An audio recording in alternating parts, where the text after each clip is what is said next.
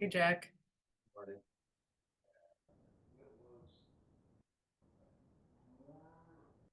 Warm up. Yeah. So I was just thinking of doing the regular stick warm up. Okay. See if I can remember how to do it.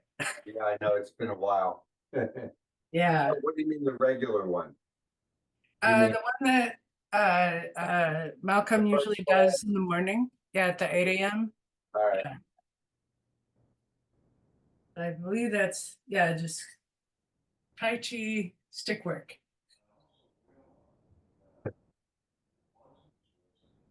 Oh, We got and to tell Genevieve the new program, yeah, right? yeah. Hey, Genevieve. So we're doing something a little different. Is that we're going to try to start at 9:10 and do like a 10-minute warm up. And since it was my idea, I'm the leader. So, okay, so that's what we're doing is the standard Tai Chi stick warm up.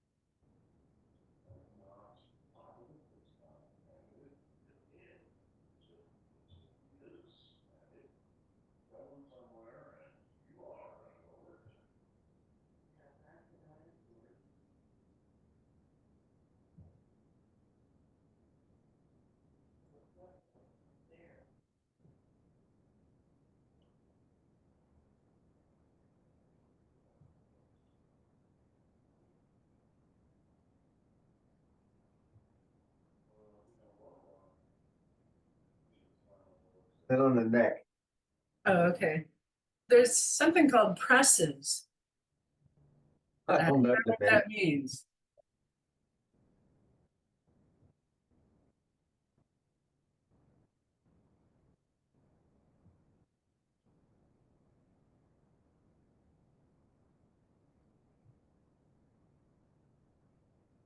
Oh, I see. It's what I was doing.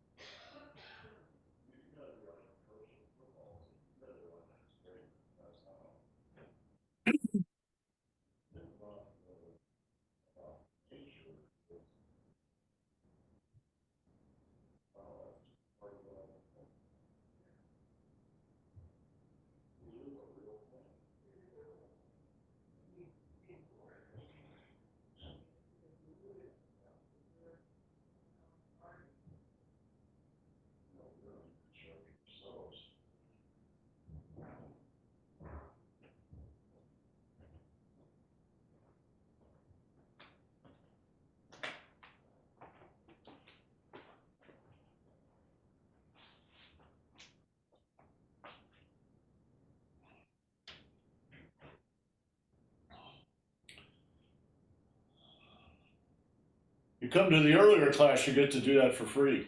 I'll give you another 5 minutes. Okay. 5 more minutes. For free. Nothing is for free.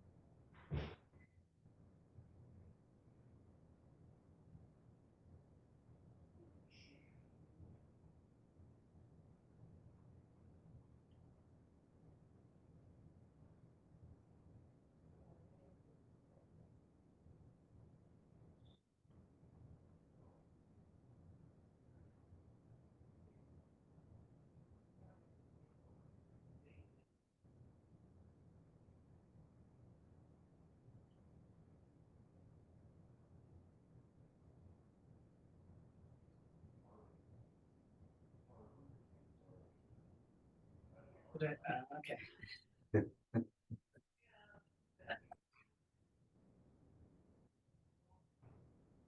Oh, I see. I was gonna do the left and right side. Oh, you mean with your feet forward? Yeah, Oh, and then I forgot.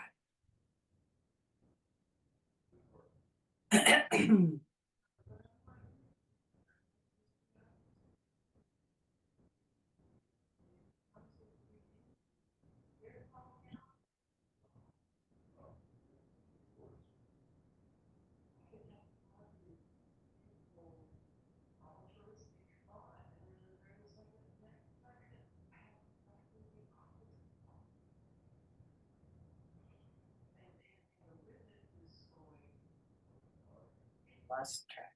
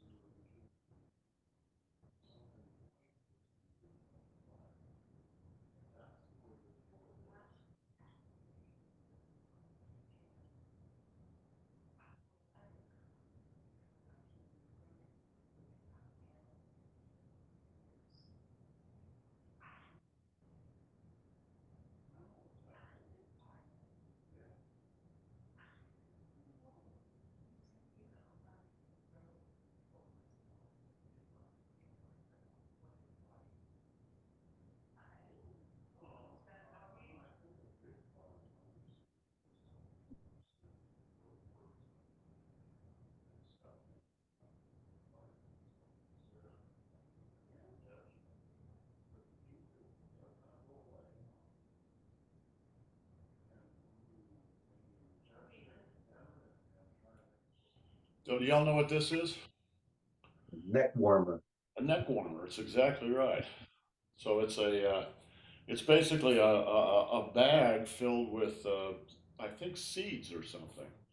Anyway, you stick it in the micro and warm it up, and it is a lot warmer here today, though. So it's the last time I checked, it was 33 degrees. So Balmy. the balmy. The ice is starting slowly to melt. Okay, I've got a question for you. I start my practice and the classes at 8 o'clock. So I've already done an hour of warm ups before this class starts, and um, I get done with that class, and then Andy and I have our breakfast, which is why it has interfered with the timing on this class a little bit. I really like the idea of you guys warming up. That is actually very important. You have to have the blood flowing a little bit before you get into things. Otherwise, if you just start cold, well, now you're starting to do your warm ups when the regular class is starting. So you're done with the warm ups about the time the class is done.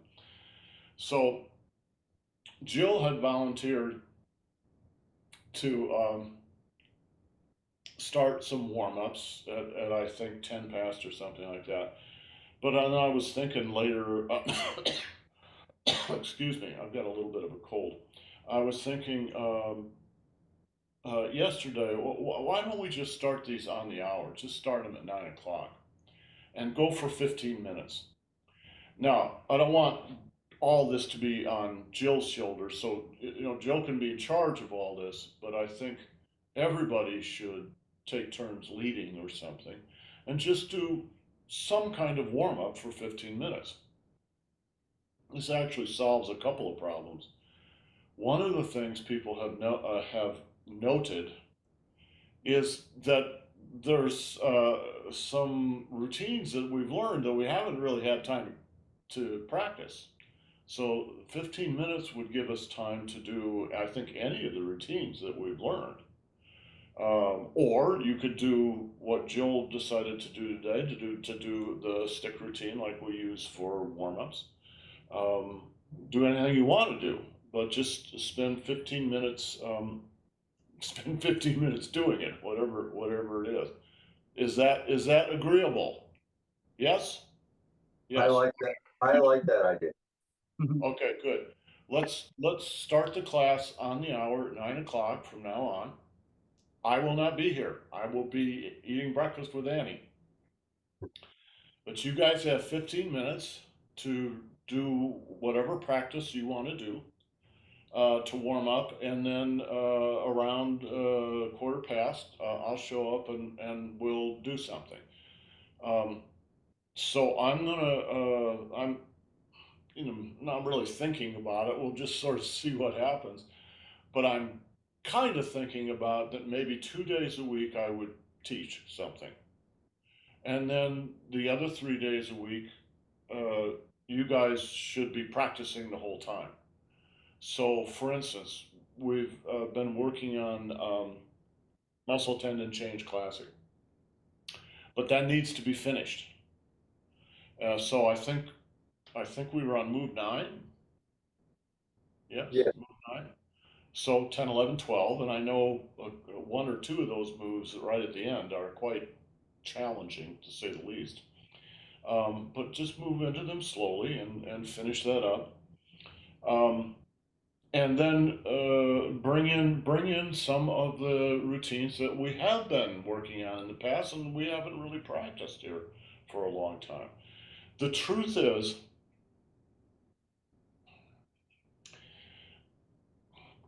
a learning class is really important. Of course, you have to learn, but ultimately, what you want is to practice. Uh, you want to have days where you're not listening to me, you're practicing what this is going on here. So most of these routines are about 10 or 12 minutes long, roughly. So you have time during an hour to do 3 of them, for instance, very comfortably, I think. Um, and then it's just a matter of picking and choosing what it is you want to do, what you want to work on. Some of them, like the Muscle Tendon Change Classic, you're still working on. But some of them you already know, so it's not a matter of necessarily working on it all the time, but just practicing it, which of course is a way of working on it. And then from time to time, we can go back into any of those routines and spend some time looking at it a little bit more deeply. Okay, so anyway, that's my thought. I've done some other thinking and written some other stuff down, but I don't want to talk about it today. Maybe next week or something, we'll take a look at some of the things I've been thinking about. One thing I've been thinking about, and is that I want each of you to become expert in one routine that we don't do. So Jill would have a routine, Jack would have a routine, Kath would have a routine. I'm not sure about Genevieve. I'll have to talk with Genevieve because I think her What do you time mean is by we don't do? more restricted. That we have never done. So how can we do it? Exactly. How can you do it? Through YouTube or any of the other streaming services. Guys, I cannot tell you what an incredible resource that is, truly. When Okay. I began, yes, the internet existed. I had a computer, but there was nothing like this. You can work with, you can pick any routine. So, Ba Duan Jin, the 8 brocades. My God, there are literally hundreds of videos of this out there with Chinese masters, with just folks like us who have learned it, who are you. What you do is you go, okay, I want to learn 8 brocades. So one way to do it is to go to China. You Great. don't go to China. Another way to do it is you find a teacher in your own country, and maybe you move to New York for a year and you do it. All right. Another way to do it is you just get on YouTube and you look through the available teachers out there and you find somebody you like and you watch this and you go along with them. So, for instance, we've been working with this guy from European Shaolin Center. I like this guy. Me too. He's really a cut above. Uh, no offense to anybody else, but he's really a cut above most teachers. Just personally, it has nothing to do with the Shaolin Center. It's just this guy. So you look around until you find somebody that you feel good about. And then you learn as well as you can, you learn that routine over a period of time. Not one day, but maybe over 3 months, just like we have been learning this. And then once you know that routine, you bring it back and you teach us, and we'll all do it. So I want to try that maybe next fall. All right? Give you plenty of time to do this. And the reason I want to do this, guys, is if you are truly interested in this, you have to develop a way to reach out into the world. To China, the home country, but also to other places, and to incorporate a larger community into your practice. It doesn't have to be a big deal, it can just be a minor thing, but it's important to do that. Right now, we've got 4 people who pretty much come to this class. That's a really good community, seriously, as a practice community.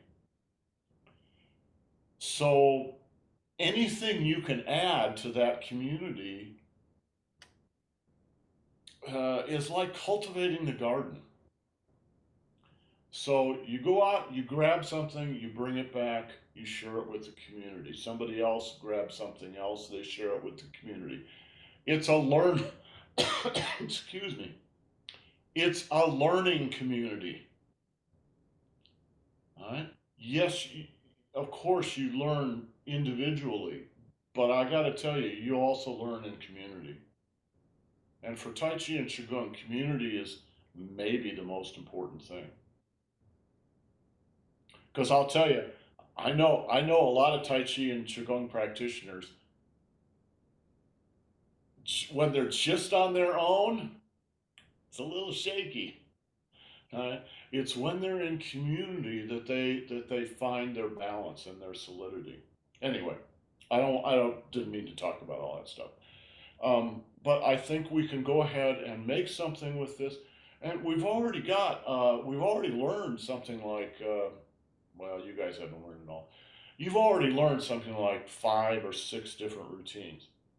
By the end of next year, you'll probably have 12. Now you won't be doctorate level with all those, but you got to start somewhere, and you just keep going. I would think within 2 or 3 years, you probably would have something like 20, 24 different routines. That's good enough for a doctorate in Qigong. Because I can tell you, in China, not everybody has 24 routines. They usually have 2 or 3 that they do. And that's all they do. Okay. Grab your short stick again if you've got one. Hey, Malcolm, quick question. Are Yeah. you on your idea for teaching, are you thinking about doing that certain days or not that formal? Um,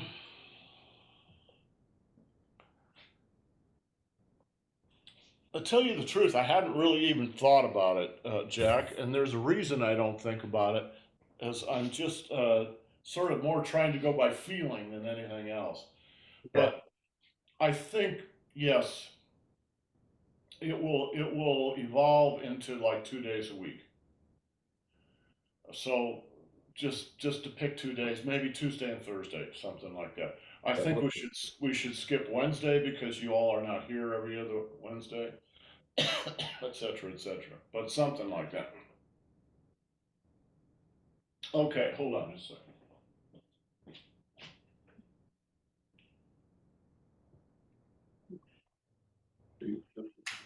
Okay, so tomorrow you show up on the hour and you do 15 minutes of something to warm up. Okay, yesterday we worked on this idea.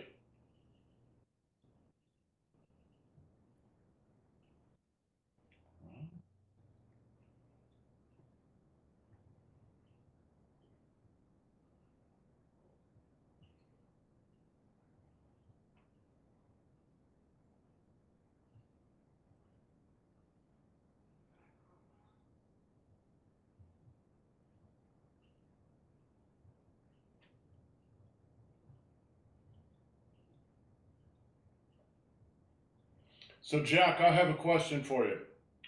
If you think about Fang Zhong Gong, which exercise is closest to this? I sort of think of yin yang harmony. Let me see you do it. Yeah.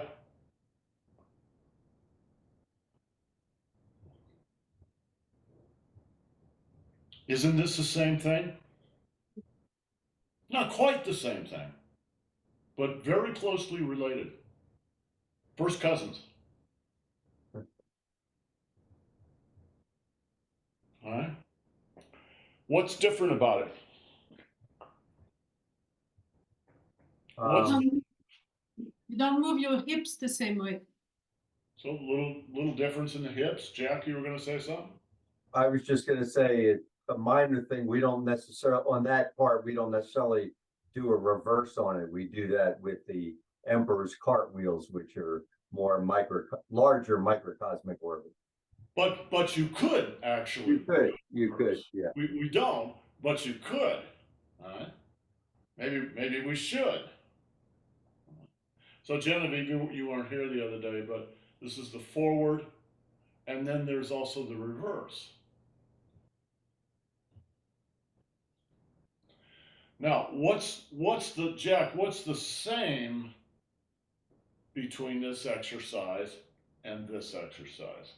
Well, to me, it seems very sort of driven internally. It's got less externality in terms of your arms. So it really, you focus more on the Dantian initiating the movement. Yeah.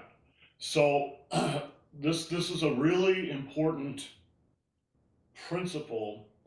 All these different exercises, whether it's Fang Zhong Gong, stick, Tai Chi, any forms of Qigong, they're all very closely related.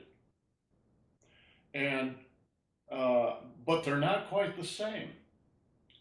They're actually on a spectrum. All right. So this exercise is very, very close to this exercise, but it's not quite the same. And understanding what's very similar is important, but understanding what's different is also very important too. So Jack mentioned what to me is the most important difference between the two. This is very internal. It's all about what's going on in here. Close, close, close. You know, shoulder closes, chest closes, hip joint closes, or the quad. Right? Knees, everything's closing, closing, closing. When you do the Feng Zhigong, it's also closing. Close, close, close. But there's a difference. There's a different feeling. You're more in. It's a little bit more like you're swimming, almost like you're dog paddling or something. Where when you're just doing the stick, wow, it's really focused inside. So this is one of the big important characteristics of this spectrum of practice. It goes from the most internal to the most external, from the most yin to the most yang.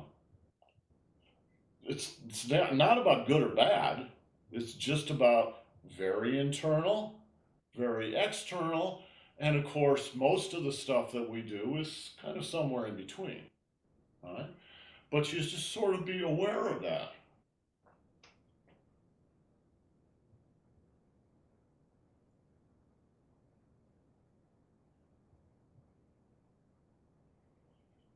All right, reverse. Now open, open, open, open, open, open, open, open. So you guys keep practicing. I'll talk over.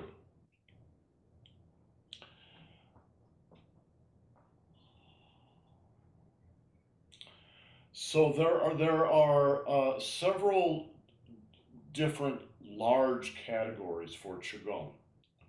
One of them is medicinal Qigong. So it's about helping your body, your health, and your longevity. Another is martial Qigong, where you're really working on developing internal skills for Tai Chi. They're not different from each other, but they're not quite the same either.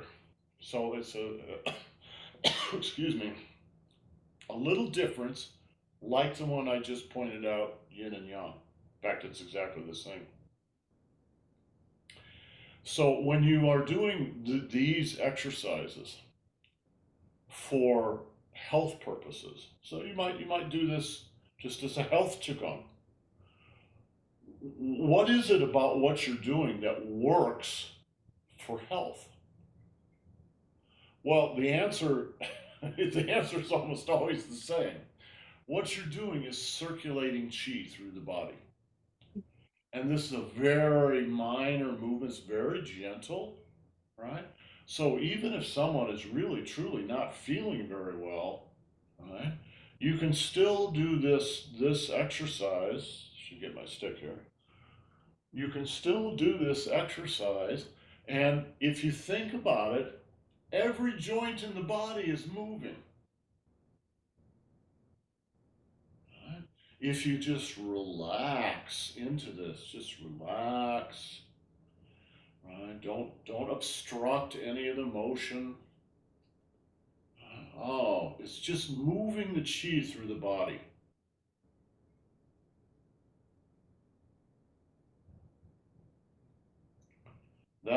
That's the point of the health. Now there may be other specific things that you might be doing with Qigong too, but that's kind of the underlying purpose of all Qigong, is to just move chi through the tissues. The basic idea in China is that illness or physical problems shows up because the chi stops flowing in a place. When the chi stops flowing, you're going to have trouble. All right? When your life essence stops flowing, not good. All right? You want it to flow. So you're just encouraging it. A very, very gentle movement. All right, now that same gentle movement, if you were to apply it to Tai Chi Qigong, why would you do such a gentle movement? You're learning a martial art. You're not. It's not gentle. So what's the point of doing such gentle work? Well, one, of course, is just to build up your body, to use it for medicinal purposes, for martial purposes. But the other thing is what we talked about yesterday, that a lot of the training in Tai Chi is about perceiving very subtle flows of energy in your opponent. But if you're going to feel it in your opponent, you've got to feel it in yourself first. You're never going to feel anything in your opponent that you have not already felt in yourself.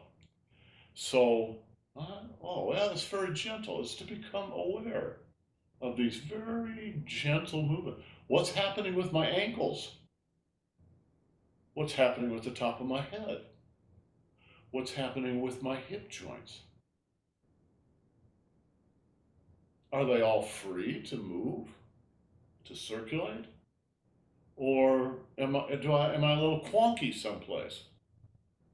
So there's some place where things are not flowing very well. If you find a place where things are not flowing well, don't try to force anything. The worst thing you can do in Qigong is try to force something. Don't try to force it, just relax it. Just relax and very gently let the Qi go through as much as it will go through. And you just do that very gently every day, and it will warm things up, and very, very gradually and slowly.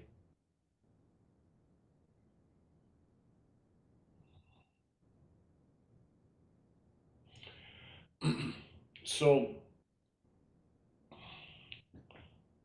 Annie's not feeling well today, so I can't get her out here for a demo. But imagine you're doing the martial side, somebody's tying up, they've got their hands on top of you like this, right?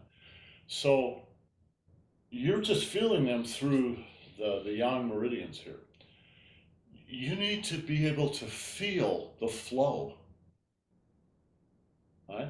And the flow may be really, really, really gentle, very subtle.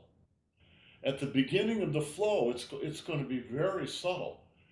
You need to be able to feel that subtleness before it becomes an overwhelming tsunami. If you're just not trained to feel things that are subtle, then you wait, and bam, it just knocks you over. All right? So instead, you train to, oh, I feel it coming. Long before it gets here, I feel it coming. And when it finally does get here, I can just relax and go with it, right? Go with the flow. That's what they mean when they say go with the flow. All right, let's go on to the next two exercises. All right. Now, this is exercise 1 and then the reverse. All right, what's exercise 2? If this is 1, what's 2? Let me see you do it, Jill. You're moving in that direction.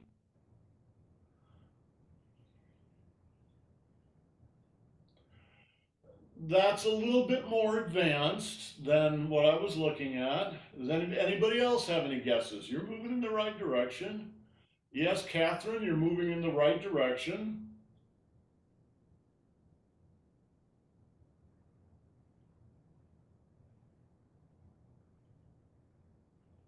It's exactly like this, only now it's like this. Turn it back, turn it back.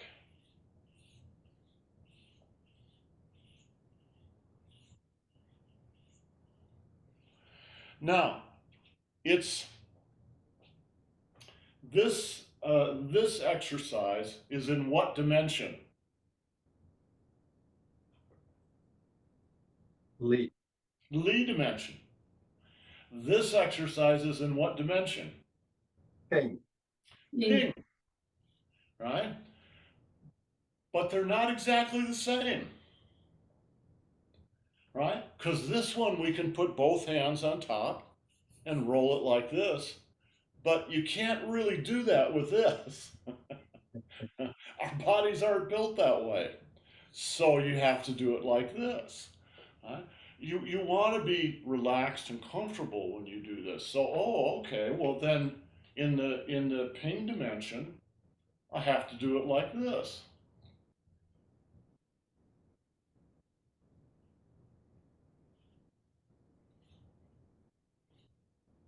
Right? Or opposite.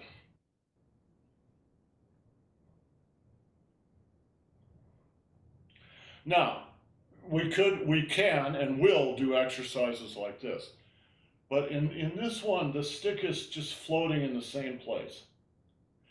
Just like here, it's floating in the same place and you're turning the stick. Here, it's floating in the same place and you're turning the stick. But if you're using your body to do it, what's your body doing?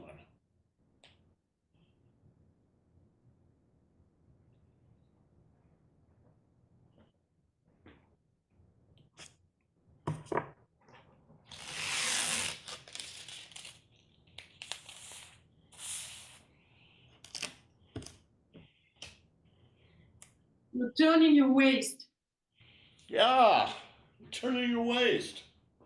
Watch the white.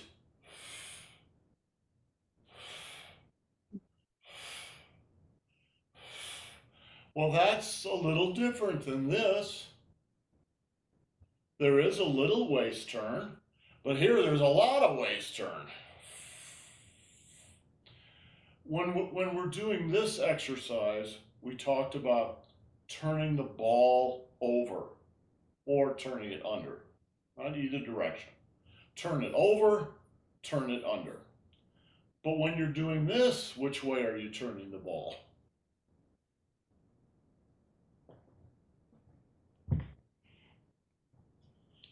When you're in the Li dimension, you're turning the ball over, or you're turning it backwards, front to back.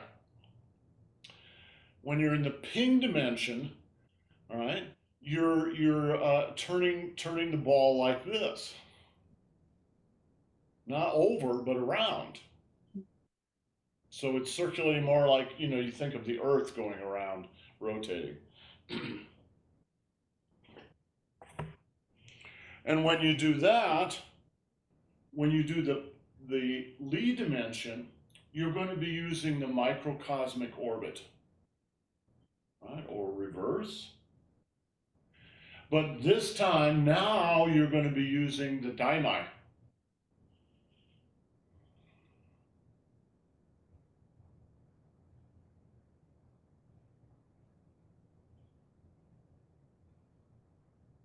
Or the opposite direction.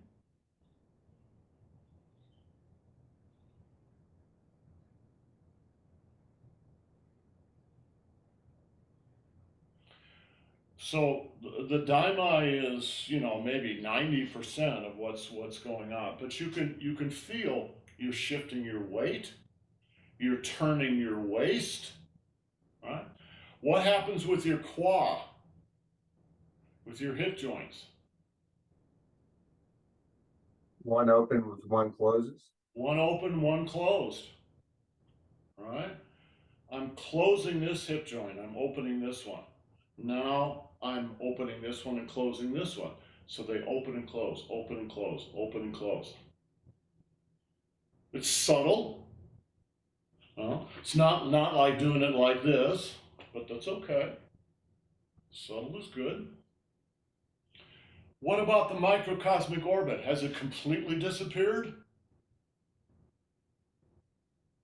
No, it hasn't. It's just reduced in importance. Instead of the microcosmic orbit being 80, 90% of what you're doing. Now maybe it's only 10%, but it's still there. The fact that it's subtle, you should still look for it. You should identify it, because it doesn't mean it's not important. All right? Chest, lower back, chest, lower back, chest, lower back, chest, lower back, chest, lower back, chest, lower back. Or if you're going the other way, chest, lower back, chest.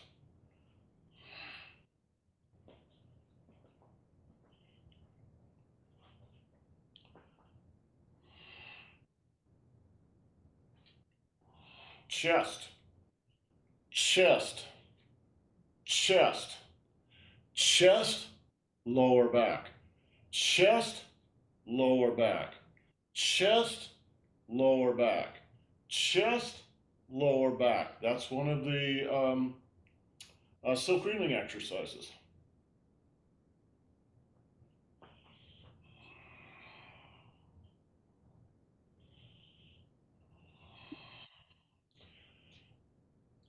They all work on the same principles. The exercise is not what you do with the stick or what you do with the silk reeling. It's what you do on the inside. Or it's both of them, of course. All right.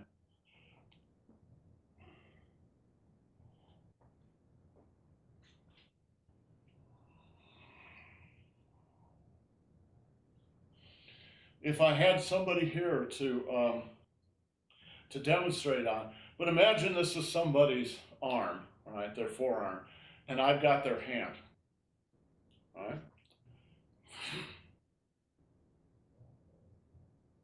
Watch my chest.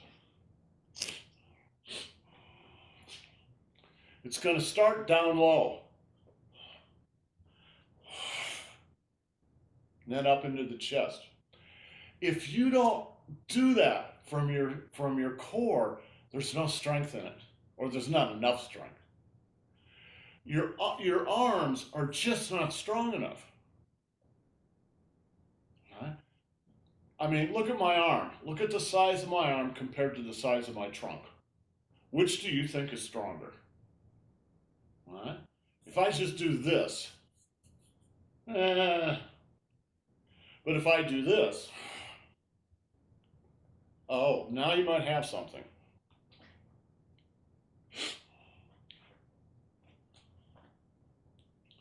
So there's a little microcosmic orbit in here.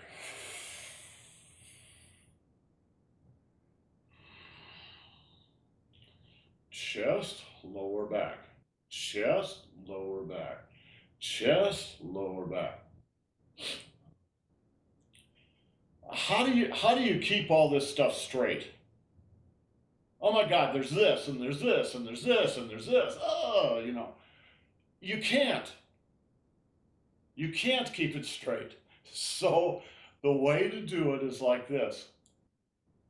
Learn the big important parts of this. And I've got one or two more I want to mention.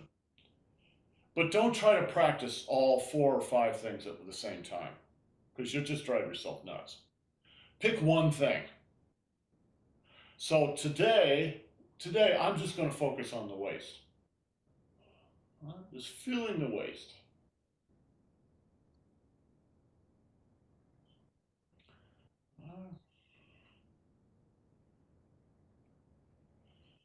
What happens if I don't shift my weight? What happens if I shift my weight? Oh, shifting my weight makes all the difference.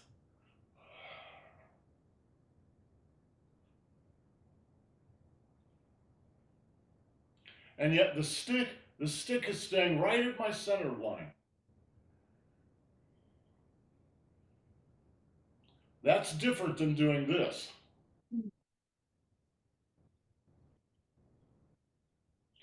it's almost like this is my spine, and I'm rotating my own spine.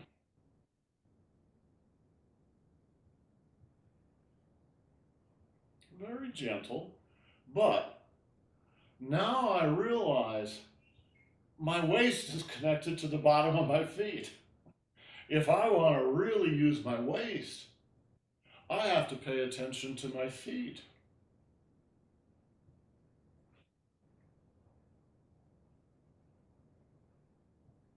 And the other way.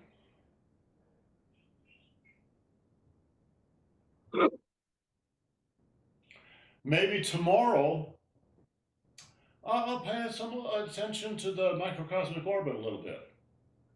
All right? Oh yeah, okay. Chest. It's subtle, but okay, I can feel that. Boom. So the energy doesn't just come up to my waist and move. Some of it comes all the way up to my chest and moves. Maybe not all of it, but some of it does. Chest, lower back, chest, lower back, chest, lower back, chest, lower back. Right? All right, when I go to my lower back, all right, can you all feel that? Chest, lower back. Can you feel that? Lower back. You ought to be able to feel when you go to the lower back, you actually go down to the bottom of that foot again. Oh, okay. From the bottom of that foot to the chest and shoulder, and then back down to the lower back, but actually then all the way down back to the bottom of that foot. Oh, it's the whole body. So it's not this, guys. This is not the exercise. The exercise is that circuit.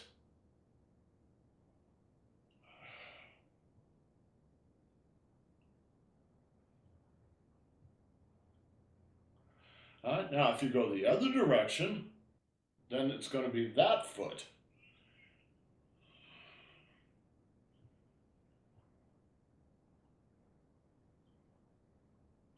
Now you see somebody doing this practice somewhere, it may be much more subtle than that. They may just be standing there doing this.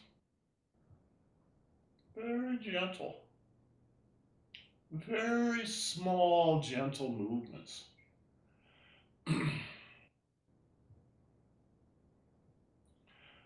On the other hand, there are circuits of energy going through the whole body.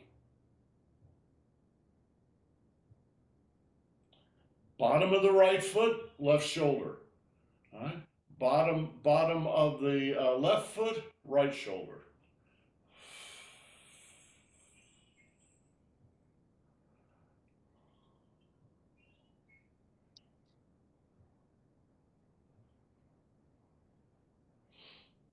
You guys practice for a second. I want to see if I can find a poem to read you.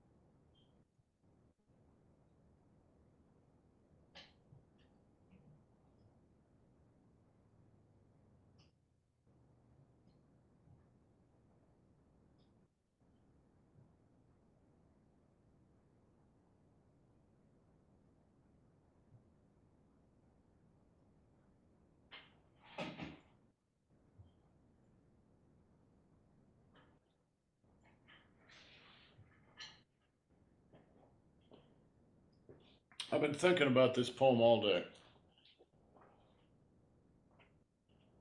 This is from the Tao Te Ching.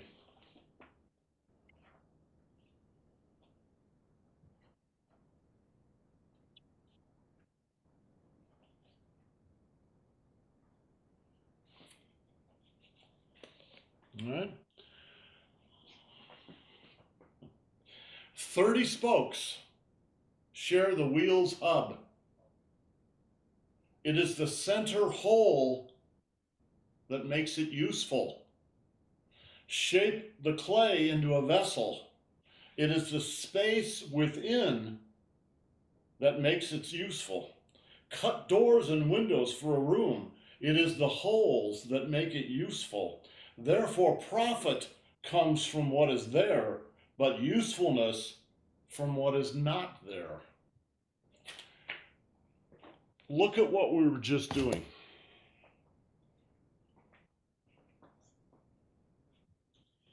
Your arms and legs, all the bits and pieces of your body, those are the 30 spokes of the wheel.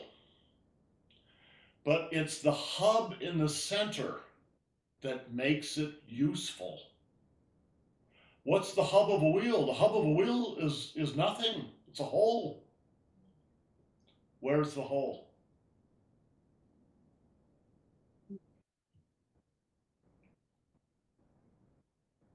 Where's the hole?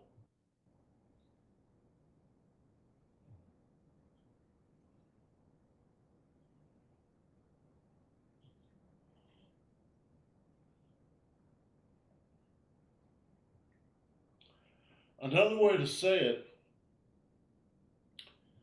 is no matter how complex the movement is, there must be a still point that everything moves around. Where's the still point? I'll let you think about that today. We'll talk about it tomorrow. Okay. Tomorrow, 9 o'clock. Ciao. Thanks, Malcolm. You bet. Oh yeah, and Malcolm, I bet you're Yeah. excited about there's a new Kung Fu Panda movie coming out. I hear that too. Uh-huh. I don't know, Jill. I truly, really did love the first three. Uh-huh. But they were done by a particular team.